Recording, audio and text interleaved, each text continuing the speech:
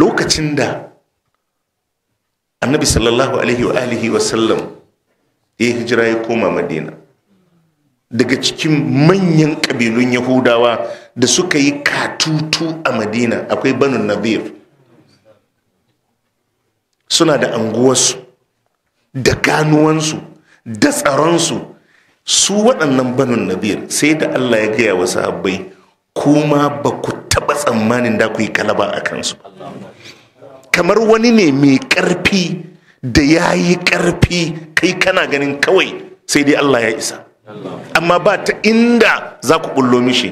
Wallahi da Allah ya tashi karya su sai ya sa suka karya tsaronsu da kansu kafin musulmai suka shiga.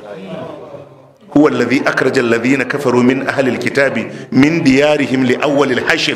Allah sai ya ce ma zanantum an yakhruju, kuma ba ku taba zaton za su fita daga Madina ba.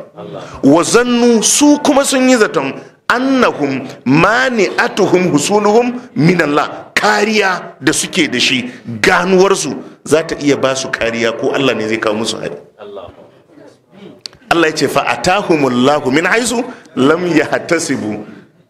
Allah ya ce sai Allah ya zo musu ta inda ba su yi tsammani. Duk ka gama tsaron gidanka in dai Allah ne, sai ɗanka ya haɗa baki da barayin su shigo gidan. Shi ɗankan in karen gidan ya gan shi zai mai haushi ne?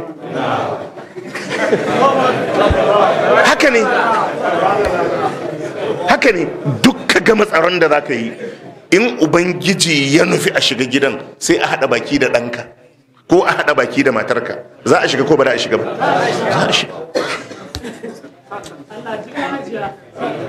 Da a shiga. Allah ya ce fa'atahumullahu min haisu lam yahtasibu, sai Allah sai ya zo musu ta inda ba su yi tsammani. Ai su sun dauka makamai ne za a tinkare su da shi a je ai bugato, sun yi tanadi. yukhribuna buyutahum bi aidihim wa aidil mu'minin.